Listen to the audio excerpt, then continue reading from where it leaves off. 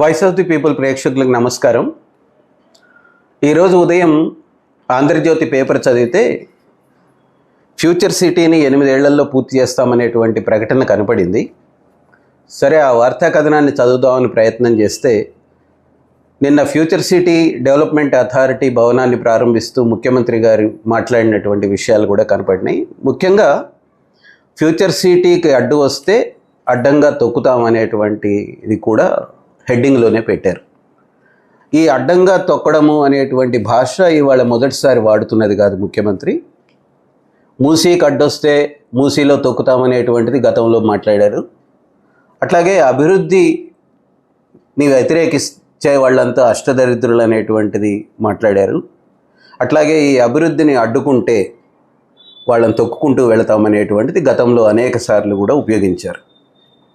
ఇది ఒక పౌర సమాజ ప్రతినిధిగా, ఒక ప్రజాసంఘ ప్రతినిధిగా మేము తీవ్రంగా అభ్యంతరం తెలియజేస్తున్నాము. ఎందుకంటే తెలంగాణలో గత 10 ఏళ్ల కాలంలో అనేక నిరంకుశమైనటువంటి పాలనను సహించలేకనే, కేసీఆర్ ప్రభుత్వం చేసినటువంటి ప్రజా వ్యతిరేక చర్యల్ని సహించలేకనే ప్రజలు కాంగ్రెస్ పార్టీ ఇచ్చినటువంటి మేనిఫెస్టోని, కాంగ్రెస్ పార్టీ ఇచ్చినటువంటి 6 గ్యారంటీల్ని, కాంగ్రెస్ పార్టీ ఇచ్చినటువంటి ప్రజాస్వామిక పాలన హామీని నమ్మి ఓట్లేశారు. ఇవాళ ముఖ్యమంత్రి గారు అవన్నీ మర్చిపోయి ఇవాళ ఎవరు అడ్డొచ్చినా అడ్డంగా తొక్కుకుంటూ పోతామనేటువంటి భాషలో బెదిరించడం అనేటువంటిది తీవ్రంగా అభ్యంతరం చెప్తున్నాం. మేము ఈ భాషను ఆయన మార్చుకోవాలనేది కూడా డిమాండ్ చేస్తున్నాం. నిన్నటికి నిన్న ఫ్యూచర్ సిటీలో ఆ భవన నిర్మాణానికి ప్రారంభానికి వెళ్ళినప్పుడు అక్కడ ఫార్మాసిటీ వ్యతిరేక పోరాట కమిటీ వాళ్ళని అడ్డుకోవడానికి కమిటీ కన్వీనర్గా ఉన్నటువంటి సరస్వతిని ముందస్తుగానే ఇంటి నుంచి అరెస్ట్ చేసి తీసుకెళ్ళింది కూడా మనం చూసాం. అంటే ఒక ముఖ్యమంత్రి తన పర్యటనకి ఏ జిల్లాకి వెళ్ళినా గత కొంతకాలంగా ఆ జిల్లాలో ఉండేటువంటి ప్రజా సంఘాల కార్యకర్తల్ని, నాయకుల్ని అరెస్ట్ చేసి ముందస్తుగానే పోలీస్ స్టేషన్లో వాళ్ళని కూర్చోబెట్టడం అనేటువంటిది చూస్తున్నాము. ఇది కేసీఆర్ ప్రభుత్వ కాలంలో జరిగింది. రేవంత్ రెడ్డి అదే పరిపాలనా పద్ధతిని కొనసాగిస్తున్నాడు. అందుకని ఈ అప్రజాస్వామికమైనటువంటి చర్యలన్నింటినీ మానుకోవాల్సినటువంటి అవసరం రేవంత్ రెడ్డి గారికి ఉంది. రెండవది, అసలు అభివృద్ధి అనేటువంటి దాన్ని ముఖ్యమంత్రి రేవంత్ రెడ్డి ఎలా చూస్తున్నారు అనేటువంటిది ఆయన భాషలోనే మనం చూసినప్పుడు ఒక 3 ఉదాహరణల్ని మనం మాట్లాడుకోవచ్చు. ఒకటి, ఆయన చాలా స్పష్టంగా నేను చిన్నప్పుడు ఆర్ఎస్ఎస్ స్కూల్లో చదువుకున్నాను, కాలేజీ చంద్రబాబు నాయుడు గారి దగ్గర చదువుకున్నాను, ఇప్పుడు రాహుల్ గాంధీ గారి దగ్గర ఉద్యోగం చేస్తున్నాను అనేటువంటిది ఒక ఉపన్యాసంలో ఆయన మాట్లాడారు. ఆయన మానసిక స్థితికి ఈ వాక్యాలు అర్థం పడుతున్నటువంటిది మనం చూస్తున్నాం. అంటే ఆర్ఎస్ఎస్ అనేటువంటిది దేశంలో ఫ్యాసిజాన్ని తీసుకురావడానికి, అది ముస్లింలని, కమ్యూనిస్టులని, ప్రజాస్వామికవాదుల్ని, మేధావుల్ని, జర్నలిస్టులని ఊచకోతలు కోయడానికి ప్రయత్నం చేస్తున్నటువంటి ఒక ఫ్యాసిస్ట్ సంస్థ.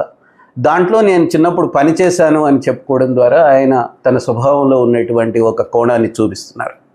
అట్లాగే చంద్రబాబు నాయుడు గారి పాలనే ఒక ప్రైవేటీకరణ వైపు, ప్రపంచీకరణ వైపు ఉమ్మడి ఆంధ్రప్రదేశ్ రాష్ట్రాన్ని నెట్టి మొత్తం ప్రభుత్వ రంగాన్ని ధ్వంసం చేసినటువంటి పాలన, అప్రజాస్వామికంగా సాగినటువంటి పాలన. సమైక్యాంధ్ర రాష్ట్రంలోనే ప్రజలు ఆ పాలనను ఓడించి కాంగ్రెస్కి అప్పుడు 2004లో పట్టం కట్టారు.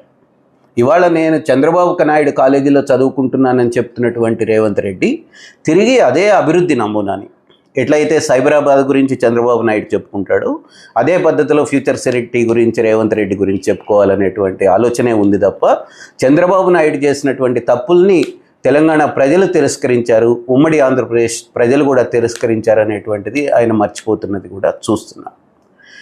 మూడవది, ఆయన చెబుతున్నటువంటి అభివృద్ధి నమూనాలు ఇవాళ ఫ్యూచర్ సిటీ ఒక ముఖ్యమైనటువంటి భాగంగా ఉంది, మూసి పునరుద్ధరణ ఒక ముఖ్యమైనటువంటి భాగంగా ఉంది.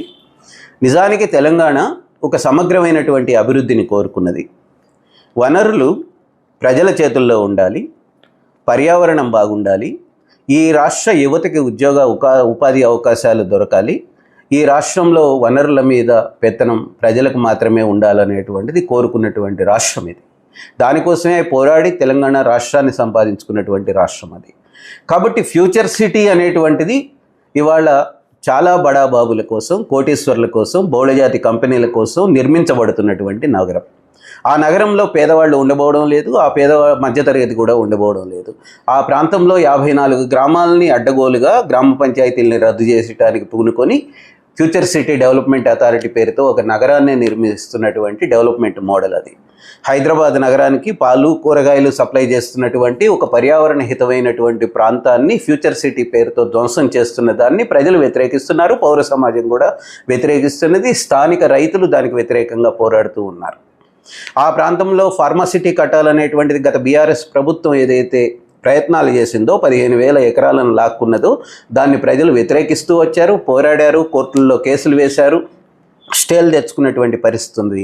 ఇవాళ రేవంత్ రెడ్డి ప్రభుత్వం కాంగ్రెస్ పార్టీ మేనిఫెస్టోలో ఏదైతే హామీలు ఇచ్చిందో అక్కడ ఫార్మాసిటీని రద్దు చేస్తామనేటువంటి హామీని ఇచ్చింది. అక్కడ ధరణి వెబ్సైట్లో తొలగించినటువంటి పట్టాదారుల పేర్లని మళ్ళీ పునరుద్ధరిస్తామని హామీ ఇచ్చింది. అసైన్డ్ భూములకి శాశ్వత పట్టాలు కల్పిస్తామనేటువంటి హామీ ఇచ్చింది. 2013 భూసేకరణ చట్టం ప్రకారం మాత్రమే భూసేకరణ చేస్తామనేటువంటిది కూడా ప్రకటించింది.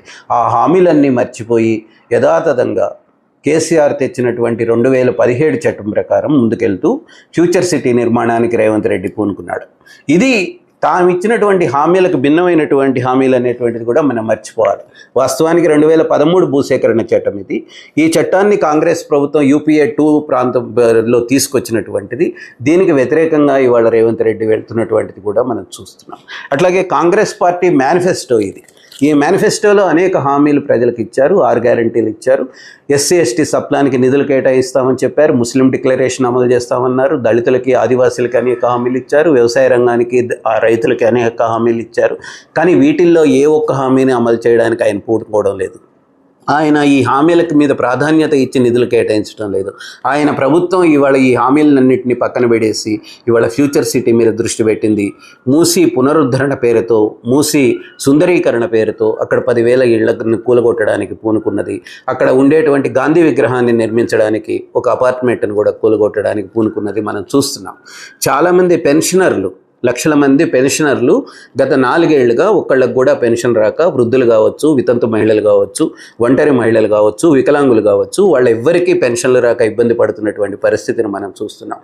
ఈ హామీలని పట్టించుకోలేదు, ఈ హామీలకు సంబంధించిన అమలు చేయడానికి బడ్జెట్లు కేటాయించడం లేదు.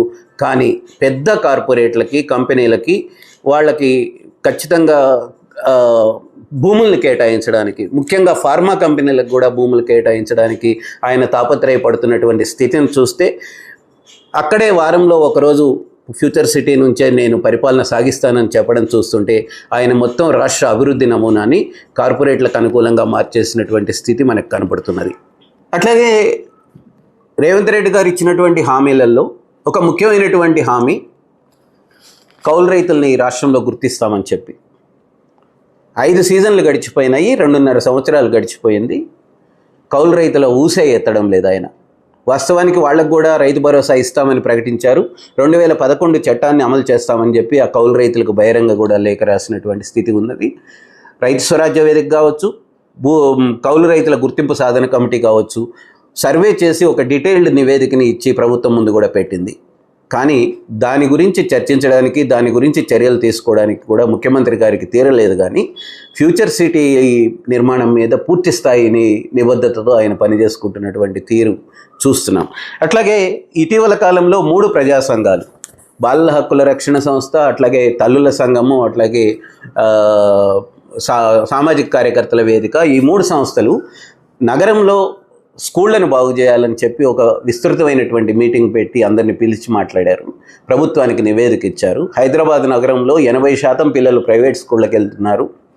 ప్రభుత్వ స్కూళ్ళన్నీ ధ్వంసం అయిపోయినాయి.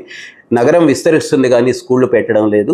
ఆ స్కూళ్ళ దగ్గర తెలంగాణ పబ్లిక్ స్కూల్స్ని ఏర్పాటు చేయాలని చెప్పి విద్యా కమిషన్ ఇచ్చిన సిఫారసును అమలు చేయాలనేటువంటిది వాళ్ళు డిమాండ్ చేస్తూ ఒక మీటింగ్ పెట్టారు, ఒక నివేదిక విడుదల చేశారు. దీన్ని పట్టించుకునేటువంటి తీరిక ఆయనకి లేదు. పైగా 27,000 ఉన్నటువంటి స్కూళ్ళని 4,000 స్కూళ్ళకి కుదిస్తామనేటువంటిది ఒక ప్రకటన చేస్తారు ఆయన. అంటే ఆయన మొత్తం పరిపాలనా విధానమే దారి తప్పింది అనడానికి ఒక ఉదాహరణ. అట్లాగే రాష్ట్ర వ్యవసాయ కమిషన్, కోదండరెడ్డి గారి నాయకత్వంలో ఉన్నటువంటి వ్యవసాయ కమిషన్ రాష్ట్రంలో పంటల సాగులో చాలా వైవిధ్యం లోపించింది, మోనోక్రాపింగ్ పెరిగింది. అందుకని ఒక పంటల మార్పిడి జరగాల్సిన అవసరం ఉందని చెప్పి ఒక విస్తృతమైనటువంటి నివేదికను ఇచ్చింది. అటువంటి దానికోసం ఏ చర్యలు ఆయన తీసుకోలేదు. ఈ రాష్ట్రంలో గత 5 ఏళ్లుగా అసలు వ్యవసాయ శాఖకి ప్రణాళికే లేదు.